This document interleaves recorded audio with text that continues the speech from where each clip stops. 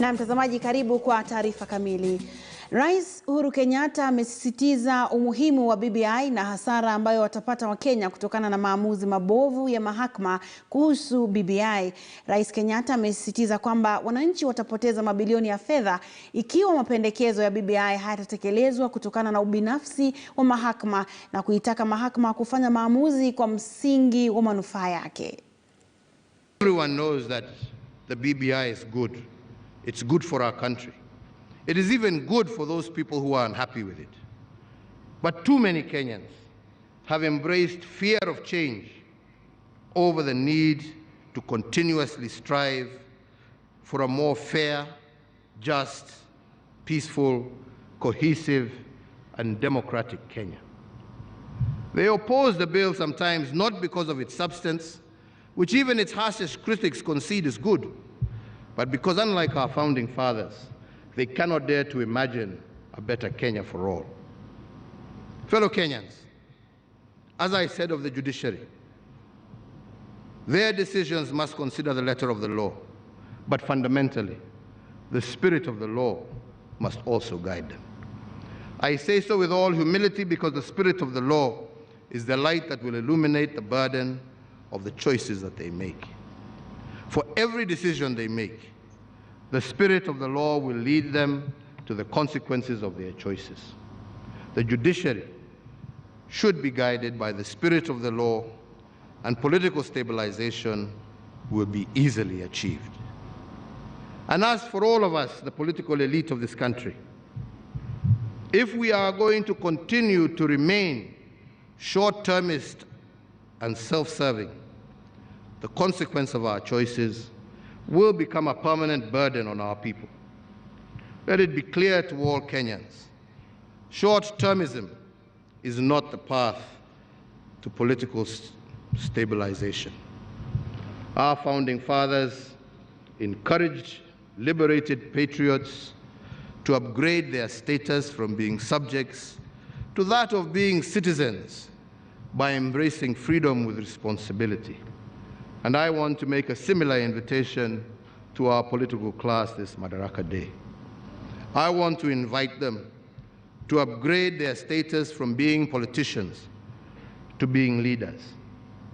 Politicians are too often obsessed with personal gain, but it is our national pain that should disturb them. Naye Rais wa Burundi Evariste Ndayishimiye amempongeza Rais Uhuru Kenyatta kwa utendakazi wake, ikiwemo kuboresha jiji la Kisumu, na kusema mataifa hayo mawili yana mustakabali mzuri wa kibiashara katika siku za usoni, hususan kupitia ziwa Victoria ambalo ni njia fupi na rahisi ya kusafirisha bidhaa hadi Burundi kupitia taifa la Tanzania. Mheshimiwa Rais, mimi nashukuru sana kwa mwaliko wako kuja hapa kujiunga nanyi kwa hii sikukuu. Tunafurahi kwa mwaliko wako kuja tuzungumuze macho kwa macho na tuonane macho kwa macho na wananchi wa Kenya, especially hapa Kisumu. Nilikuwa nasikia Kisumu kwa masikio, nilikuwa sijaona huyu mji, na furaha sana. Asante sana.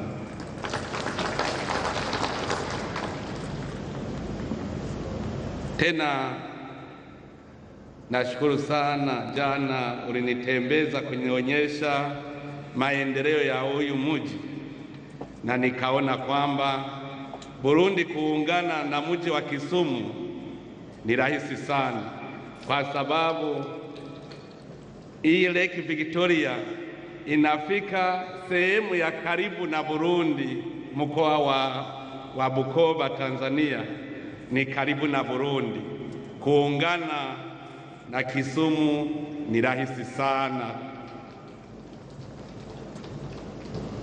Kwa hii siku kuu nawapongeza, na nakumbuka kwa historia nimesoma kwamba Kenya kupata uhuru mulipambana sana hadi mufanye ile Mau Mau movement nimesoma kwenye historia kwamba palikuwa movement mzungu aende Ulaya, mweusi apate uhuru.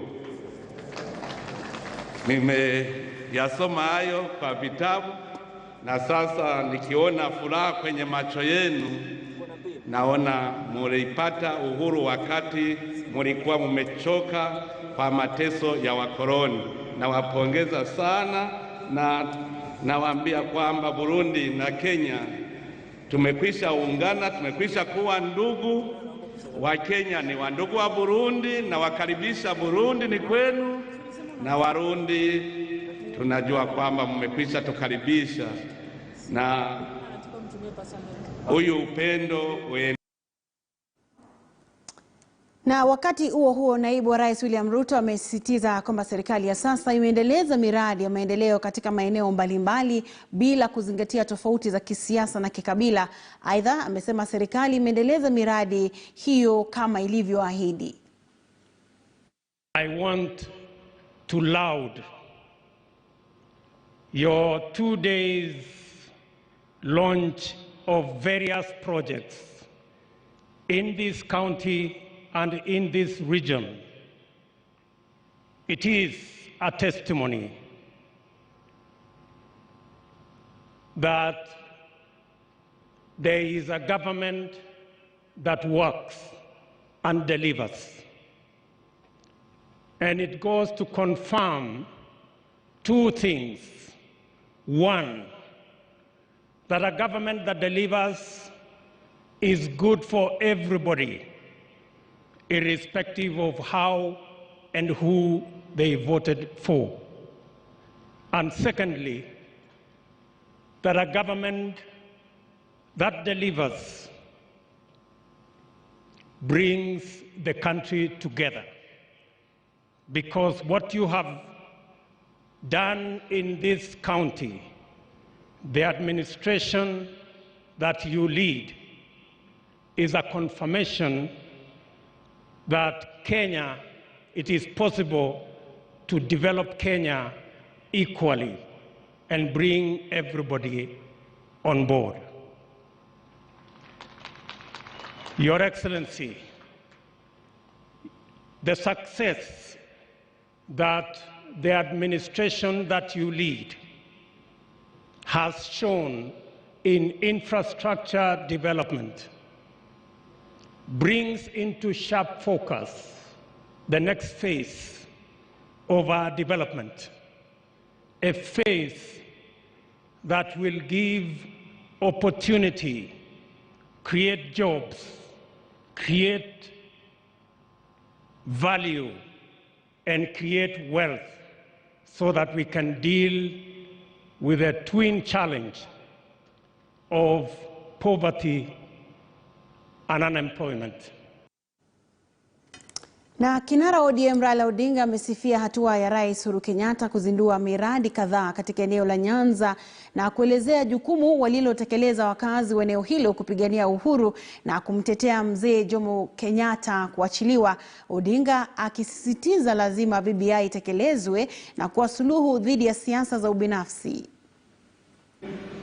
Na wakati huu wa Kenya walikuwa naungana pamoja, walikuwa nasema tunataka tutoe mkoloni ili tuweze jitawala peke yake, tupigana na maadui matatu makubwa ya nchi yetu: ugonjwa, ujinga na umaskini. Miaka mingi, Your Excellency, yale maadui bado wako na sisi mpaka leo. Lakini sasa tunasema tunataka tu mwanzo mpya, yale ambayo mmeanza. Hii mwanzo ni kwanza kuunganisha Wakenya wewe kama kitu kimoja. Bila hiyo hakuna maendeleo. Na hiyo ndio maana ya handshake ambayo tulifanya mimi na wewe, ya kuleta Wakenya bila kuangalia wewe ni kabila hii au kabila hii, wewe ni Mkenya. Hiyo ndio sisi tunataka, na tukifanya haya tutaweza kurudi mambo mengi zaidi. Your Excellency, wakati huu Kenya iko na shida, janga ya corona iko na sisi hapa. Hata mimi hiyo corona ilikuja ikanitembelea, ikasema nataka kuniangusha. Mimi nikamuuliza, wewe ni nani wa nani? Ini bodi nyanga kanga. Nikapigana naye mpaka mimi nikamangusha. Lakini hii corona imeleta shida mingi. Hawa watu unaona hapa wako na dhiki mingi zaidi. Ukosefu wa kazi imepotea. Wengine wamepoteza wenzao, wamekufa. Wengine biashara yao imeporomoka. Kuna shida mingi zaidi. Sasa tunataka tuwe na program ya kureconstruct, na tuanze na stimulus program kubwa ya kusaidia hawa wananchi.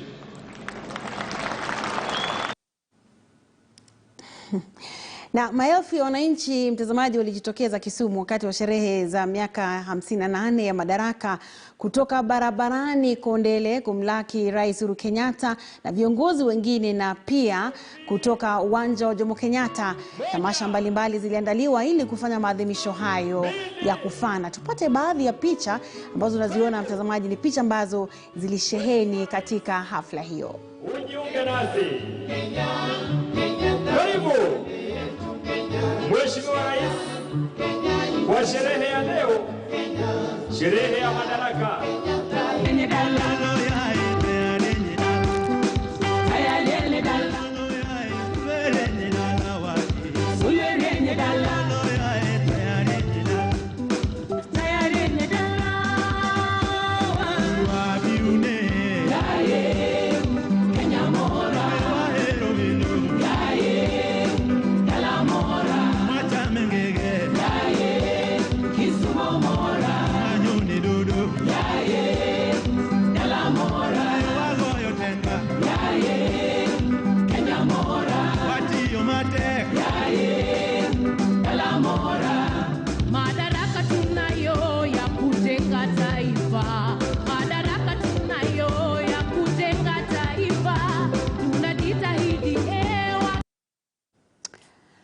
Mtazamaji, hicho ni kidokezo tu. Ilikuwa ni sherehe bila shaka ya kufana mno, na basi nakutakia Madaraka Day ambayo ni njema, ipapo uko nyumbani ama ipapo unasherehekea mahali popote pale ulipo. Tukiachana na sherehe, mtazamaji, tuangazie taarifa moja ambayo ni ya kuvunja moyo, ya kutononesha ajabu. Hatimaye miili ya pacha ambao walifariki baada ya kuzama wakiogelea katika ufuo wa Gasi, eneo la Msambweni, kaunti ya Kwale, imepatikana. Pacha hao, Kennedy Gishui na nduguye Solomon Masharia wenye miaka 18, walitoweka hapo jana na miili yao kupatikana mapema hii leo na waogeleaji wa kaunti. Kulingana na waogeleaji hao wakiongozwa na Clara Mulwa, marehemu walikuwa wamekumbatiana kuashiria kwamba walitaka kutoka majini pamoja ili kukwepa mauti. Kulingana na baba yao Samuel Njuguna, pacha hao walikuwa wanasubiri kujiunga na taasisi ya elimu ya juu.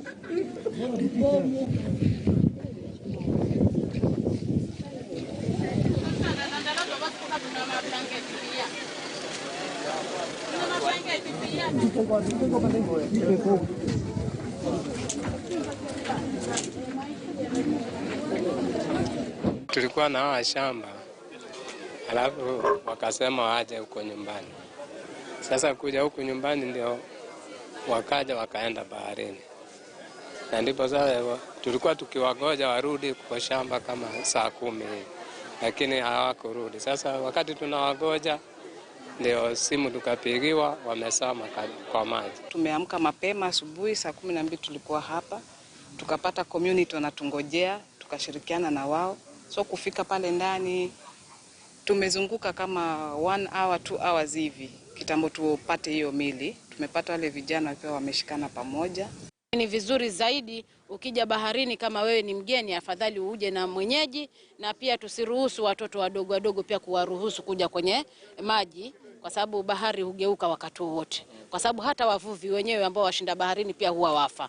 Kwa hivyo letu kama County Government of Kwale tunawapatia familia pole, na tunawaahidi kwamba tunawasupport na tuko pamoja na wao kuhakikisha kwamba wameweza kustiri mili yao salama. Tunasema pole sana kwa jamii na marafiki. Jamii za wafugaji zimehimizwa kuishi kwa amani na kukomesha mizozo ya malisho, hasa wakati huu maeneo mengi yanakabiliwa na ukame kutokana na kiwango cha chini cha mvua ambayo ilinyesha msimu uliopita. Kulingana na mwenyekiti wa baraza la mauzo ya mifugo nchini Dubat Amey, ni wakati wa jamii za wafugaji kuandaa mazungumzo ya amani na kukabiliana kuhusu maeneo ya kulisha ama kukubaliana kuhusu maeneo ya kulisha mifugo wao badala ya kuendeleza ghasia ambazo husababisha maafa na uharibifu wa mali.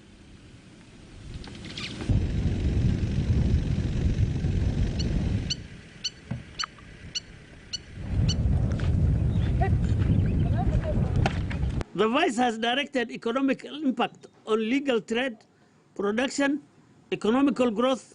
The government projects being implemented in these regions may not improve pastoral economic status if the distractions are not stopped by the government and the pastoral communities. The government has to take drastic action against any leader, group or society that perpetuates violence and the conflict in this region. We want to appeal to the county government to put some serious intervention measures, including providing food for the people who are left in the homesteads, including water tracking for those people who have been left behind. This is an urgent matter. Wafugaji wa kuku katika kaunti ya Migori huenda wakanufaika pakubwa iwapo pendekezo la kujengwa kwa kiwanda cha kuku katika kipindi cha miezi mitatu litatekelezwa. Kiwanda hicho kimetajwa kitaboresha uchumi wa wafugaji wa kuku na kuwatoa katika hali ya uchochole. Gavana wa Migori Zakari Obado amesema kwamba serikali yake imejitolea kuboresha maisha ya wakulima mashinani kupitia miradi ya aina hiyo.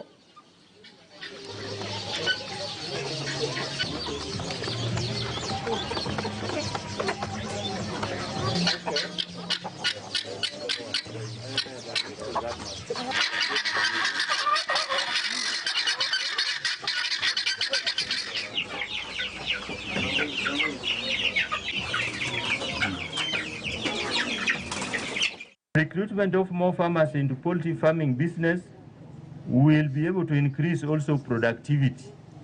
Training and capacity building of farmers on poultry management will equally improve on the productivity.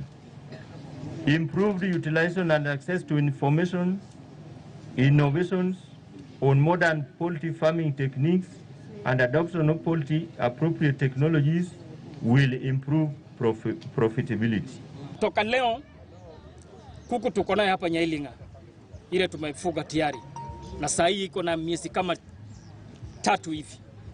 Kwa hivyo tunatarajia hii ikikua hapa kwetu na mali pengine tutafurahia na tutafaidika kwa kuuza hapa kuku. Hii mradi itasaidia sana wananchi wa Migori County, sana watu wa Suna West kama sub county. Ningependa sana kuhimiza wafugaji wa kuku ili waendelee kufuga kuku, kwa maana kuku ndio inahitajika kabisa kwa hii mradi. Kiwanda kimoja cha chai katika kaunti ya Kericho kinasafisha taka zote za majani chai, hali ambayo inaonekana itaboresha mazingira katika eneo la kusini mwa bonde la Ufa. Kiwanda hicho cha chai cha Saosa kimewekeza kwenye mtambo wa kusafisha maji. Kulingana na meneja wa kitengo cha ubora Dorcas Makunzo, kampuni hiyo inataka kuhakikisha mazingira hayaharibiwi. Sustainability and also ensuring that our environment is not negatively impacted on by our operations. So we call that low impact operations. And what has been done to support the low impact operations is to put up an effluent treatment plant that is able to treat all the wastewater coming from our process. And we treat that water until we are able to reach the NEMA limits for chemical oxygen demand and biological oxygen demand. So this effluent treatment plant was commissioned in 2017, and we have seen a tremendous improvement in the quality of our wastewater. And we have 2 parts of this effluent treatment plant. That is the effluent treatment plant where we are using chemical treatment, biological treatment, and also the constructed wetlands. So we receive about 100 cubic meters of effluent or wastewater from our Sausa plant. And all that water comes into our effluent treatment plant where we do chemical treatment through our DAF process. And the COD or chemical oxygen demand for that water is about 10,000. And the NEMA regulations require that any wastewater being discharged into the environment must have a COD of 50 ppm. Na kiwanda kimoja cha gesi katika kaunti hiyo ya Kericho huenda kikasitisha shughuli zake kutokana na tofauti iliyoko kati ya wawekezaji na baadhi ya wenyeji wa eneo hilo kuhusu mahali ambapo kiwanda hicho kimewekwa. Wakazi ambao wanapinga kiwanda hicho wanadai kwamba kimejengwa kwenye ardhi ya makaburi. Kulingana na wawekezaji ama mwekezaji Nicholas Kirui, kipande cha ardhi ekari 5 ambacho kinazingirwa na utata sio sehemu ya ardhi ya makaburi ya umma. Is a gas storage and filling plant because we discovered that there's a big need for gas around here. All the gas that is consumed in Kericho comes from outside. It comes from Nairobi, comes from Kisumu, some from Narok, some from Nakuru, and all sorts of places. We've had public complaints and requests for clarifications on whether the proposed gas plant being constructed in Kericho is being done on public land. The answer is it's on private land. The land is bordering the public cemetery and the boundaries of the cemetery are intact. Watoto ambao ni mayatima wa kituo cha mji wa Salama kaunti Mombasa wamesherehekea sikukuu ya Madaraka baada ya kupokea ufadhili wa chakula na bidhaa zingine za kimsingi. Mmoja wa wasimamizi wa kituo hicho, Rachel Gitau, ameeleza furaha yake akisema kwamba jamii inafaa kuwa ikiwakumbuka watoto kama hao.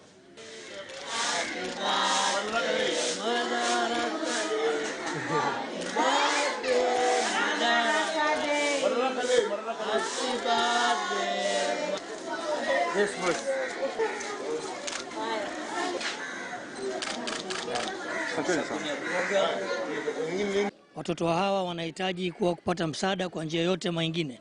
Basi pasi na kupingamizi na kuona vile tutafanya kama rais wetu akiwa ako katika Kisumu pamoja na naibu wa rais, na sisi tumeona kwa vile sherehe zingine zimevunjwa, basi tumetaka kushukuru kuweza kujumuika na watoto hawa ili tuweze kufanya na Madaraka pamoja na wao Madaraka Day, na wao pia wajisikie kama watoto wengine, wajisikie fahari ili waweze kuona pia wao wameweza kukumbukwa.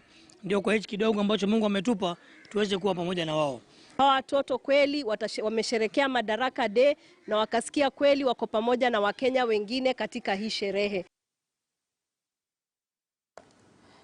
Na mtazamaji, tunakomea hapo kwa leo kwa taarifa zetu za MBIU ya KTN. Asante sana kwa kuungana nasi. Taarifa zaidi utazipata mwendo wa saa 1 kwenye taarifa za KTN leo, lakini namuona Hassan Juma anajiandaa kwa ajili ya makala ya Zilizala Viwanjani. Basi usiende mbali. Jina langu ni Mary Atuoli.